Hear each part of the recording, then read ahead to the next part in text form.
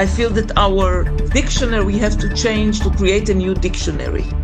Every word is not really describing, is not appropriately describing or justly describing what I feel. It's been a little over 6 months since the last episode of this podcast and 20 months since October 7, 2023, and Gaza is still under attack. After a 2-month truce, the Israeli government resumed bombing the Strip in March 2025, openly declaring that the release of the Israeli hostages is not the priority. The most extremist ministers aim to reoccupy Gaza, and Netanyahu, pleased with the destruction, said that the Palestinians no longer have a place to return to. In addition to the relentless military strikes, nothing has been allowed into Gaza for 3 months. Words are no longer enough. We need to invent a new dictionary, says Amira Hass at the beginning of this episode. She's the only Israeli journalist who has lived extensively in the occupied Palestinian territories, including Gaza. She gives very few interviews and exceptionally, she's agreed to speak with us, to share her experience and explain what it means to be simultaneously a journalist, an Israeli, and someone deeply connected to Gaza. Israel must open Gaza to journalists, and Israel's allies must insist on it. Justice and democracy depend on it. This is Anna Maria Selini, and you are listening to The Journalists' War, a podcast produced by Altreconomia.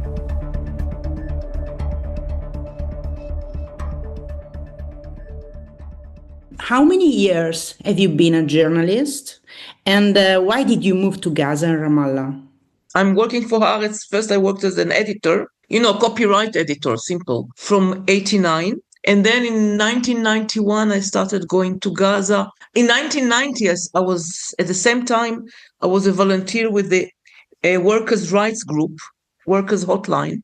It was just a very innocent, fresh group, grassroots group, that we followed the violation of workers' rights. But really, we went to meet workers in their working places, Palestinians. And that's how I started going to Gaza.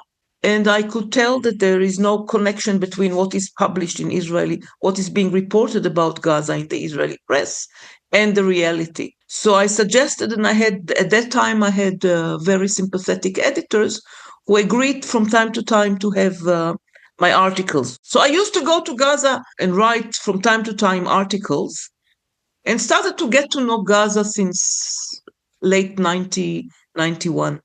And then I was asked by my paper when we knew about the Oslo process in September. So I was asked by my paper to cover the change. They were sure that it would lead to a state, but they didn't know that I moved to Gaza because I didn't want them to tell me it was illegal.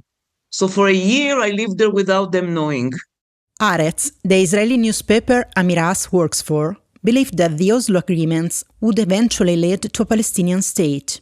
But she never shared that optimism. We explored this topic in our very first podcast, titled Oslo 30, The Illusion of Peace.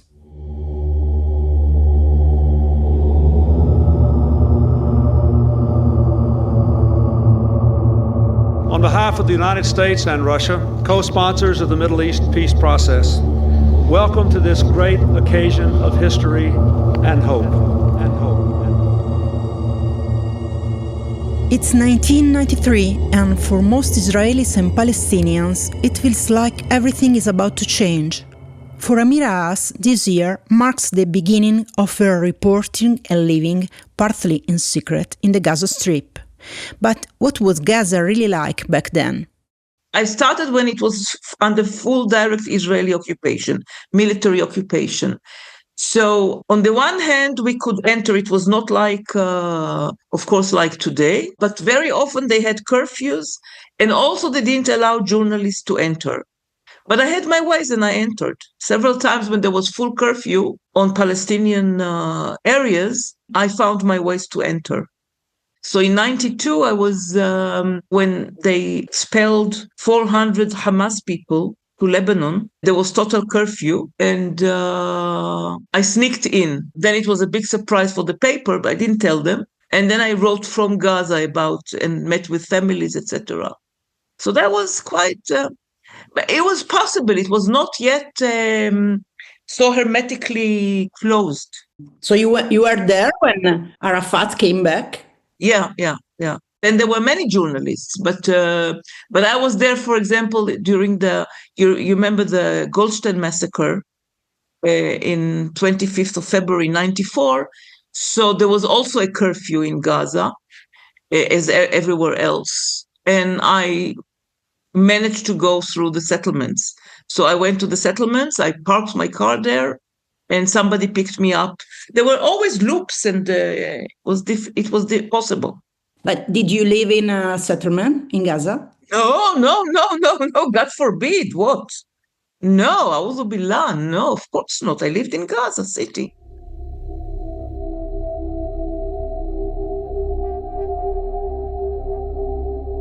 Amira Hass lived in Gaza when Israeli settlements still existed inside the Strip, like those that exist today in the West Bank and East Jerusalem.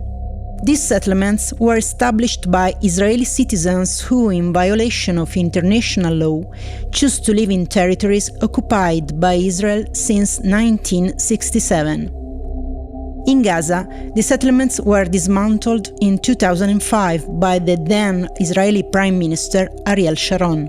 Many settlers who were forced to leave the Strip relocated to the West Bank. Today, many of them dream of returning to Gaza, but without its Palestinian inhabitants.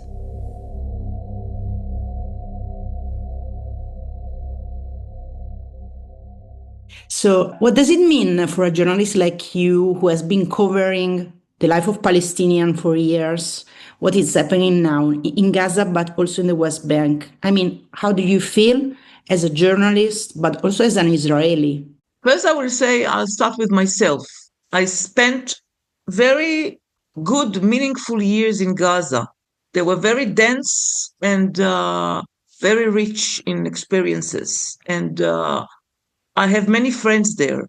You know, we are a certain group of people mostly from, but also some people who were from Israel who worked like lawyers who worked in Gaza, and people from outside who were in Gaza for like doctors and others. So we call ourselves Gaza addicts. Like everybody who visits Gaza, there was something so charming about the people. Till today, I mean, I know the reasons, but it was really captivating. You know, when I started working with the workers' hotline, with the workers in 1991, I immediately felt the difference between Gazans and West Bankers. Gazans were always laughing and joking and friendly, much more than the West Bankers. So I was surprised, you know, like before I entered Gaza. And then when I entered Gaza, it was confirmed time and time again and again. The agony is about the people that I know and could have known and their families, about the hell that they are going through by my own country, by my own state. It's a heaviness that accompanies me for the last 19 months. Because from the day first, you know, from 7th of October, I knew that Israel will get wild, much more than before.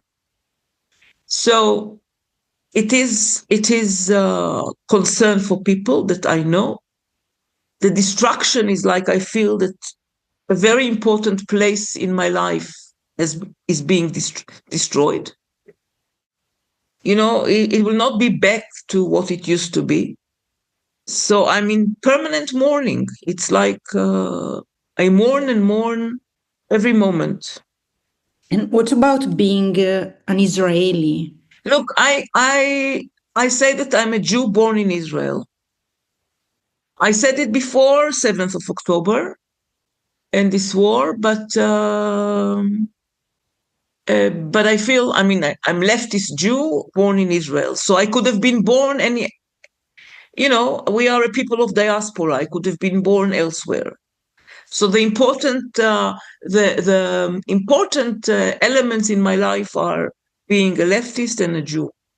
You're not religious, I mean. Not at all, yeah. But As a journalist, I feel terrible frustration and anger because for years I've been warning, like others in leftist circles, that the Israeli policy towards the Palestinians, and especially after Oslo or with Oslo, the policy to thwart the possibility of a Palestinian state side by side to Israel. So this is only creating vector of deterioration and I wouldn't say extremism, but more and more brutal vector on both parts, but first of all of Israel, on the part of Israel. And I could see that how the settlers build their power, their political power over the years. It's not that they invented the system, but they really added to it a lot of things that the former governments maybe were reluctant or did not think about because they were hiding and they were not as ferocious and racist against the Palestinians. I mean, in a concrete way, the way settlers are. So I'm not the only person, and we were a group of people who have been warning, and Palestinians have been warning, and I've been warning since the beginning of Oslo, because everybody thought it was peace, and I told them it's not peace. It's not going to lead to peace, and it's a kind of deception, deceiving the whole world and deceiving the Palestinians. So I'm angry and frustrated because we knew that things are leading to worse scenarios. But I must admit, I mean, I always warned about mass expulsion. But genocide, I think I didn't dare to imagine this. You know, people on the 7th of October, people were glad, you know, that Israel was humiliated and defeated for one day.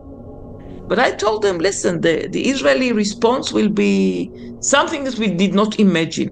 But I did not imagine it would take so long, that the world will be so silent and standing aside, and that it will reach such dimension of murder and slaughter.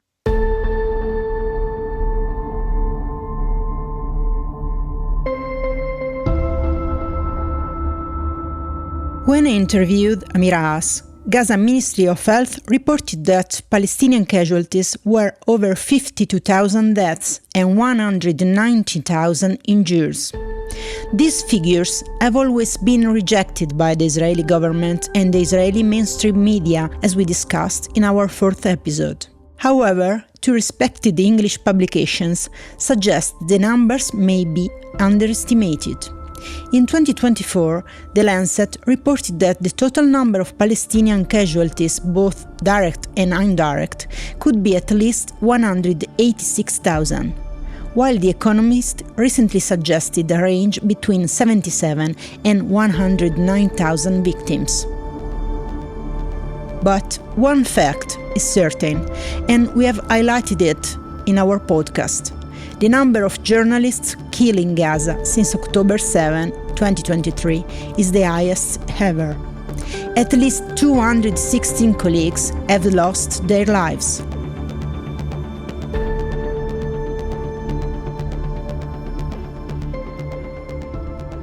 Is this the killing of so many Palestinian journalists an issue in Israel or not? Look, we live in two different worlds. Haaretz now is the only paper, a mainstream paper, that publishes facts about the war. Of course, the independent leftist website 972 has been doing it since the beginning, I mean, without any doubt. But people either live, I mean, the great majority of Israelis either do not know because they don't want to know, or they know and they say that everybody is Hamas and everybody is culprit, and they don't care and it's good. So you have the majority, I mean, from what you hear from the people is that, and this belief, no, it's impossible. Israel is not doing genocide. It's because there is Hamas everywhere. So they completely, even people who are, for example, want the war to stop because of the hostages, they don't care what happens later. So with the journalists, they're all Hamas or Jihad or whatever, and they are terrorists or whatever. So no. I mean, it's something very hard to stomach. The Israeli ability not to know or to deliberately not to know, because it's so accessible. All the photos. All they say that the photos are. I mean, I look sometimes on Facebook and this, and people say no, it's all Photoshop. It's all AI. It's not true. Cannot be. They have a lot of food. Hamas is taking all the food. It's a blend of propaganda, lies, ignorance, intended ignorance, willful ignorance, all together.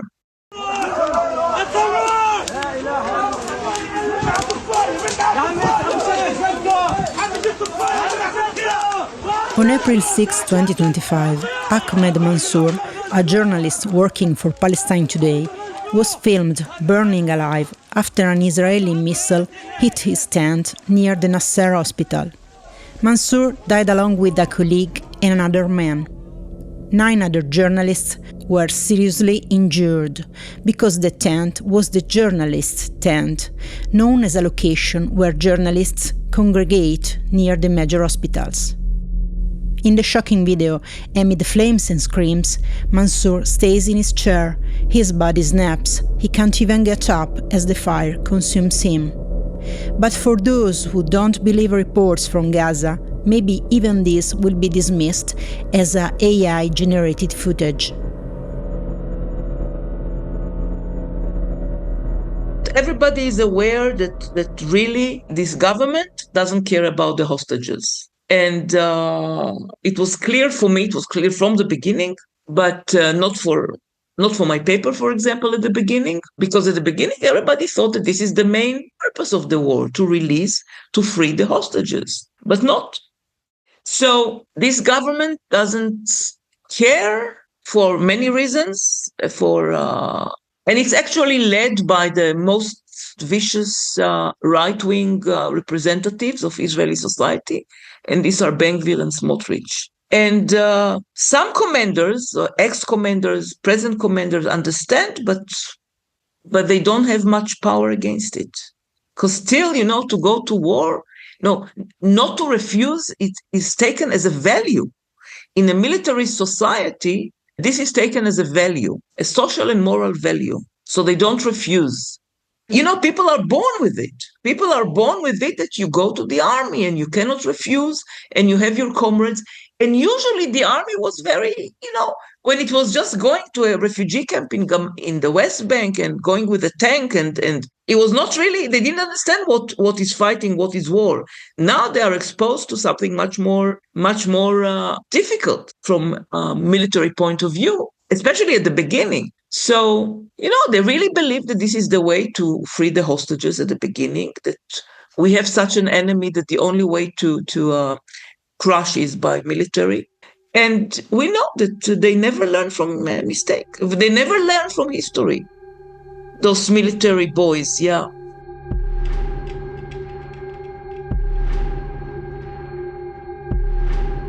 However, a crack has started to show in the system.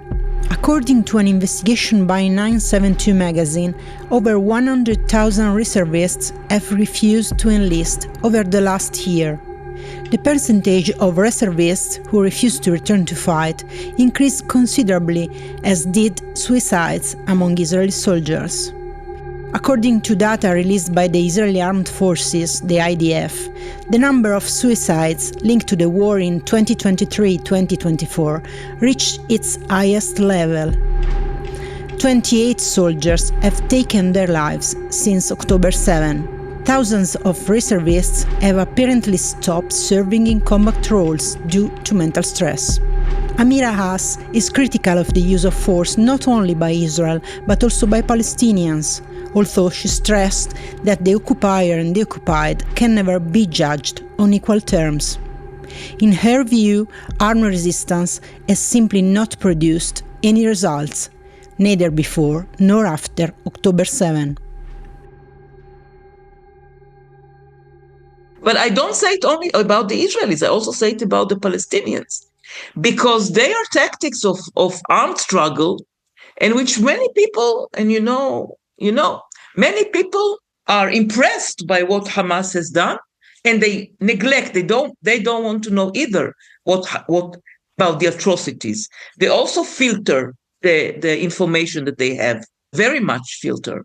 So they are content with the lesson that Hamas gave to Israel, but they don't check history lessons. Since the mid-90s, when Hamas has been engaged in Islamic Jihad, in suicide bombing, in suicide attacks, it never brought, other than revenge, and killed Israelis, including Palestinians who are Israeli citizens. It didn't stop the Israeli colonialist project. On the contrary, it only enhanced the Israeli colonialist project. And now we see it's the same. So also, there is something about the adoration of arms and militarism. There is something that is contagious. It's not only Israeli. So, of course, I don't compare between the oppressed and the oppressor, but, you have to come to you cannot now, weapons now is not what it used to be 100 years ago when the Irish fought against the British. Now it's a mass extermination. The weapons can cause mass extermination. So you want to save your people? You want the people to be alive, or you only want the honor? And the same with Israel. We know that the military, the oppression and military atrocities or whatever maybe silences the Palestinian for some time, but it doesn't kill their national aspirations. On the contrary, now less and less people are seeing a future where they live with Israelis, unlike in the 90s.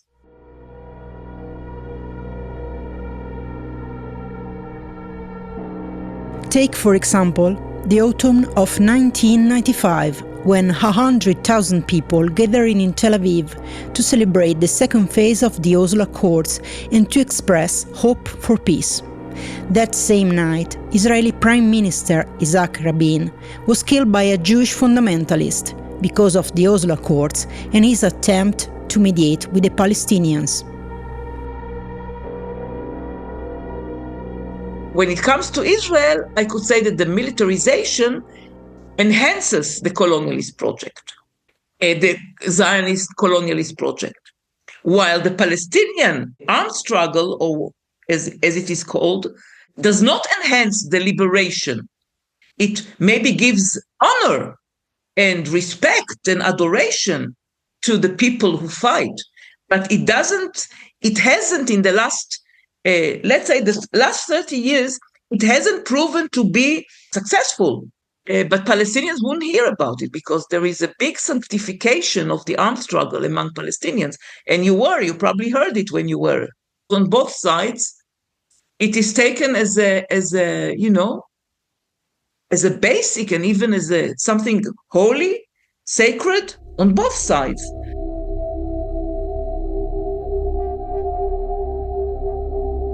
What shocks you the most about what's happening in Gaza? Is there any picture or story that stayed the most with you?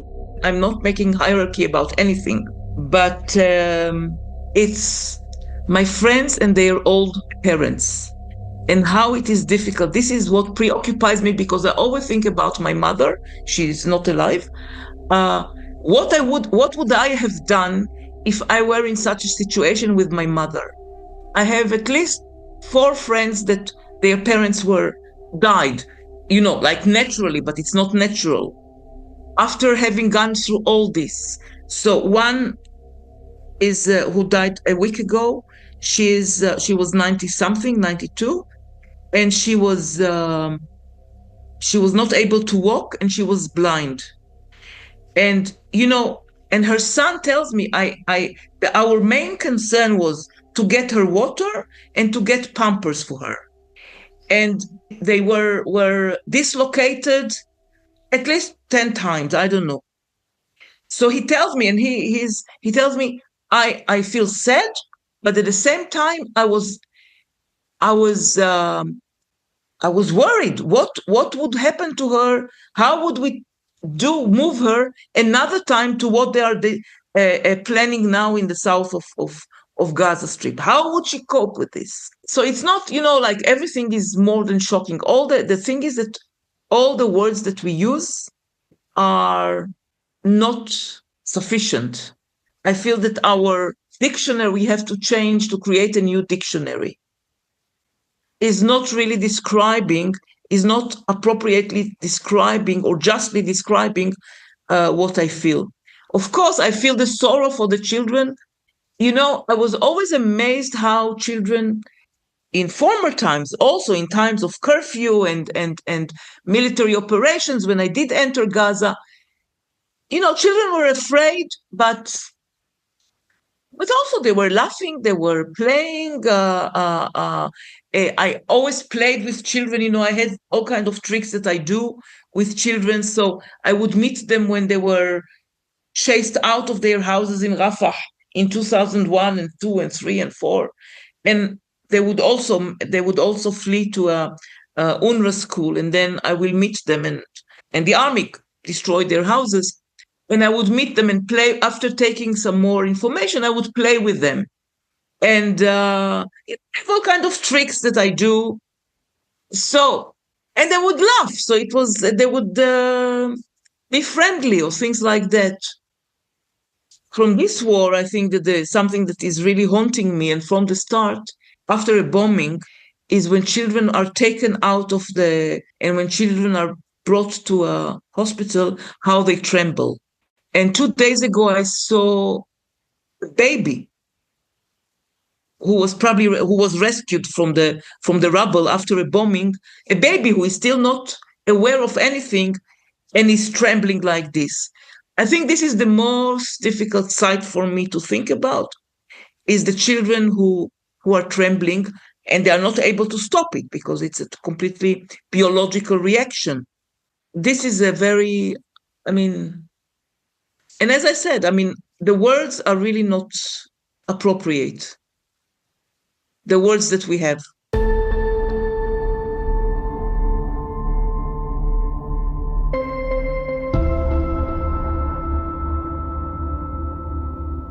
There are many writers who say that there is a world before Gaza and a world after Gaza. Do you agree with them? For us, yes. Yeah, for us, for sure.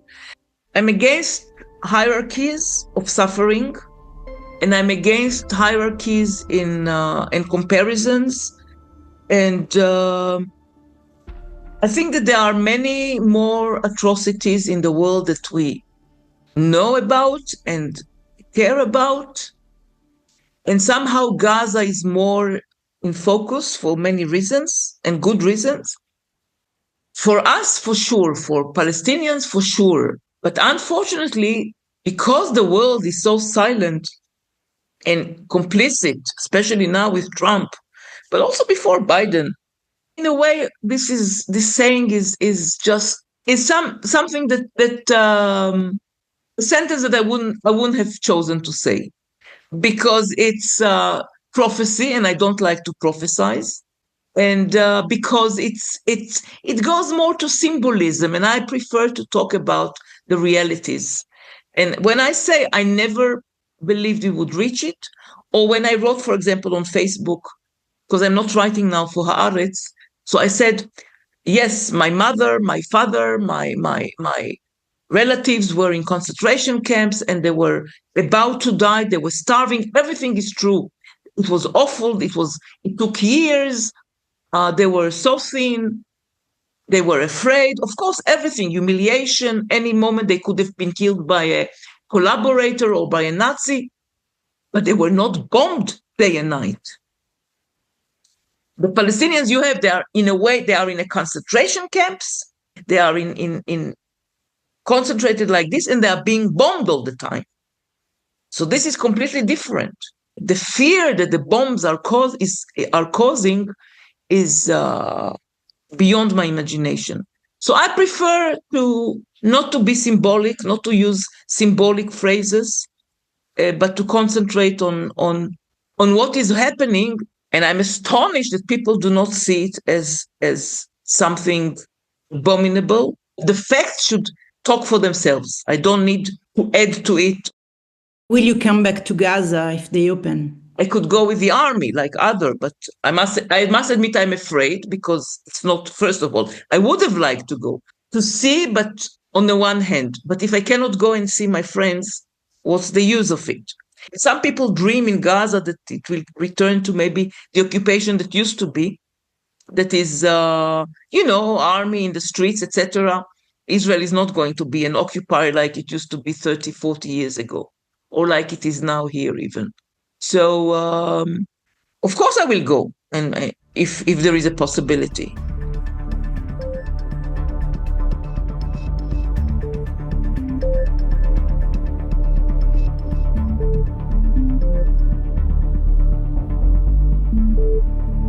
Amira Hass is not alone.